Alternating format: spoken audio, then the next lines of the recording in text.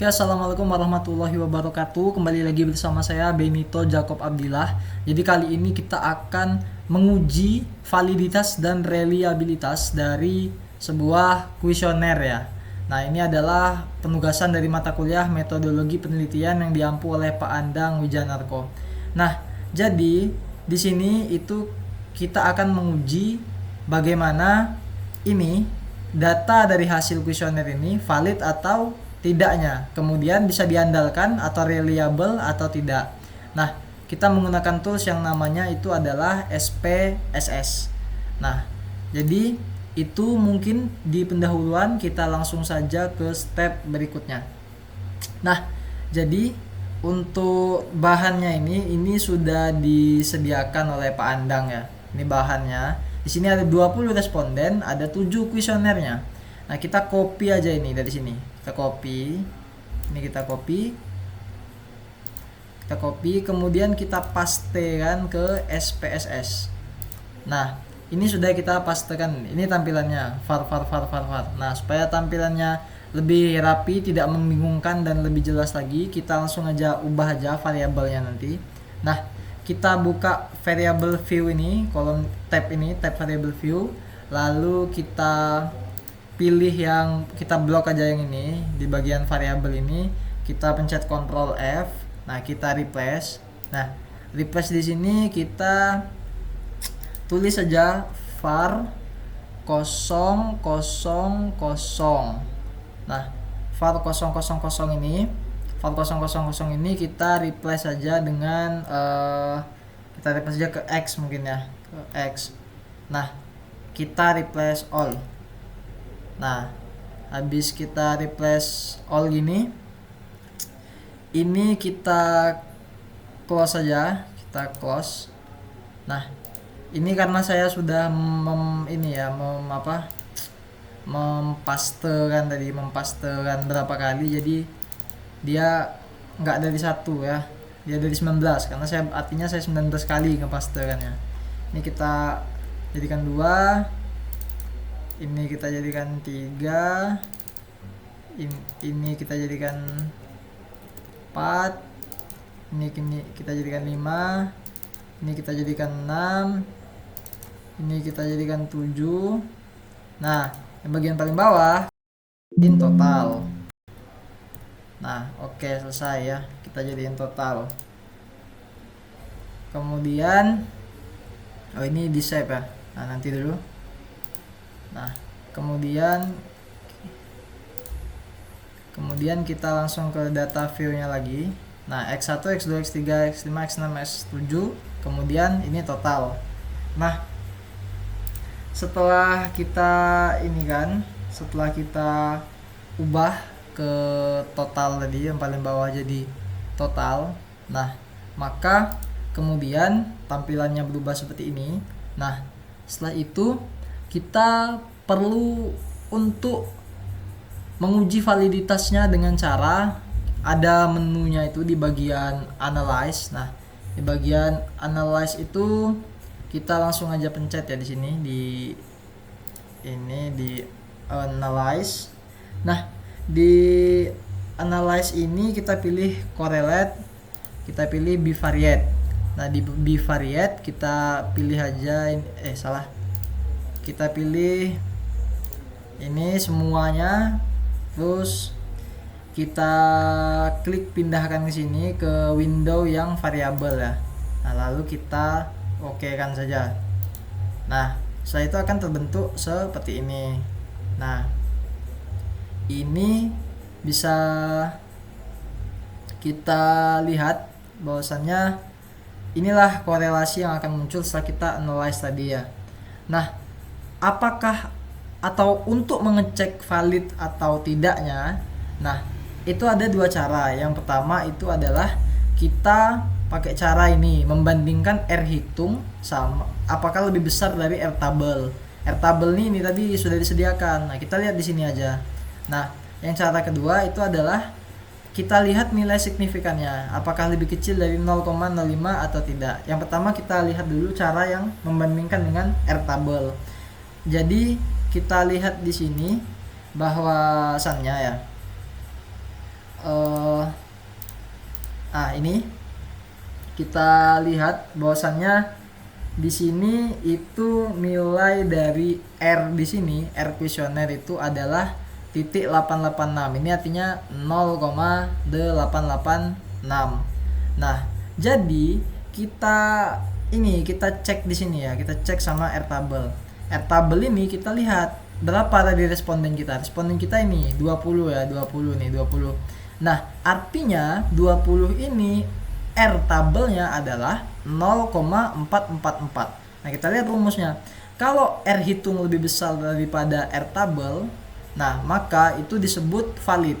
Nah, jadi di sini kita lihat bahwasannya di sini kita lihat bahwasannya R hitung itu adalah 0,886, sementara R tabel itu adalah 0,444. Otomatis R hitung lebih besar daripada R tabel. Artinya ini adalah ya valid. Nah, kita lihat di sini ya. Nah, ini R tabel. R tabelnya ini 0,886, lebih besar dong daripada 0,444, artinya valid. Nah, berarti pertanyaan 1 atau kuesioner yang pertama itu kuesioner pertanyaan pertama valid. Ini 840 valid. 3, nomor 3 valid. Nomor 4 valid. Habis itu nomor 5 valid juga. Nomor 6 valid juga. Nomor 7 valid juga. Nah, artinya dari 7 ini, 7 pertanyaan ini, kuesioner ini semuanya bisa disimpulkan bahwasanya adalah valid. Nah, begitu. Itu artinya valid ya. Nah, kalau tidak valid itu kalau dia kurang. Kalau dia kurang dari 0,444 itu artinya tidak valid. Nah, jadi itu cara menghitung yang pertama menggunakan atau membandingkan dengan R tabel. Artinya 7 ini valid semua ya. Nah, kemudian cara kedua itu kita cek nilai signifikansinya. Nah, kalau nilai signifikansinya itu lebih besar daripada ini, daripada nilai 0,5. Nah, 0,05, maka kalau nilai signifikansinya lebih bukan lebih ya. Kalau nilai signifikansinya itu kurang dari 0,05, nah, maka valid. Tapi kalau nilai signifikansinya itu ini. Nah, kalau nilai signifikansinya itu kurang dari 0,05 itu valid. Nah, tapi kalau lebih dari 0,05 itu artinya adalah tidak valid. Nah, jadi kalau kita cek di sini, ya. Nah, nilai sig itu ini yang bagian kedua ini ya, nilai sig. Nah, ini yang di bawahnya ini 0,00000. Nah, itu artinya apa? Artinya dia di bawah 0,05. Nah, ini di bawah nih 0,05, ini di bawah. Kemudian ini di bawah, ini di bawah, ini di bawah. Nah, kemudian ini 0,17. Artinya masih di bawah 0,5 dong. Nah, ini juga 0,0,25. Artinya masih di bawah 0,05. Nah, dengan menggunakan cara yang kedua, cara yang ini, cara ini, artinya semuanya juga tetap valid. Ini cara kedua. Nah, tetap semuanya valid. Kuesioner dari 1 sampai 7 valid semua. Nah, kemudian kita lanjutkan ya,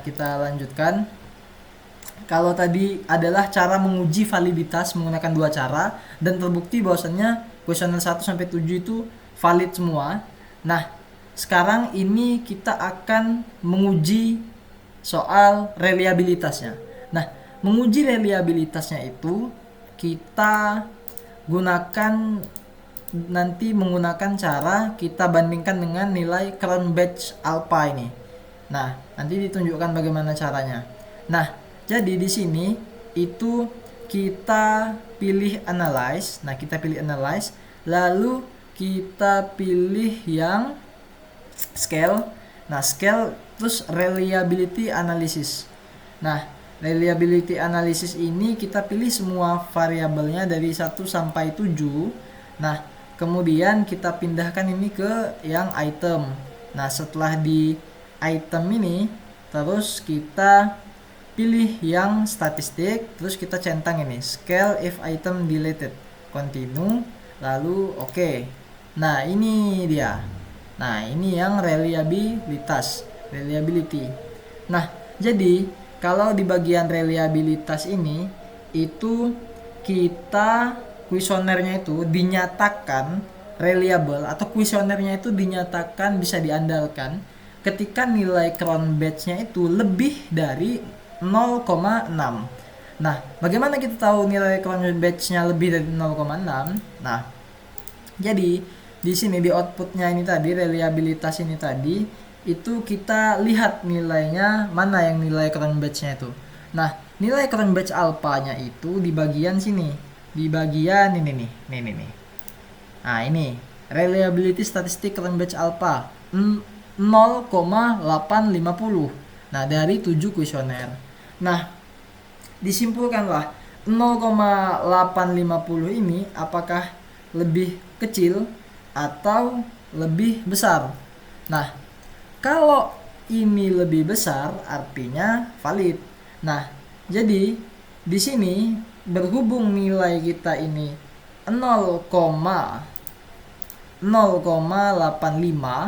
nah otomatis 0,85 ini lebih besar daripada 0,6. Nah, kalau begitu bisa disimpulkan bahwasannya ini adalah reliable atau kuesioner kita ini bisa diandalkan, reliable ya. Nah, karena dinyatakan reliable ketika nilai crown batch alpha lebih dari 0,6. Nah, nilai kita 0,85 otomatis lebih besar dong. Artinya di sini adalah reliable kuesioner kita. Nah, jadi kuesioner kita sudah reliable nih dan tadi juga sudah valid. Nah, artinya 7 kuesioner kita ini tadi dari hasil yang bahan sudah dikasih dari matkul Metopen ini bisa disimpulkan kuesioner kita ini adalah valid dan reliable.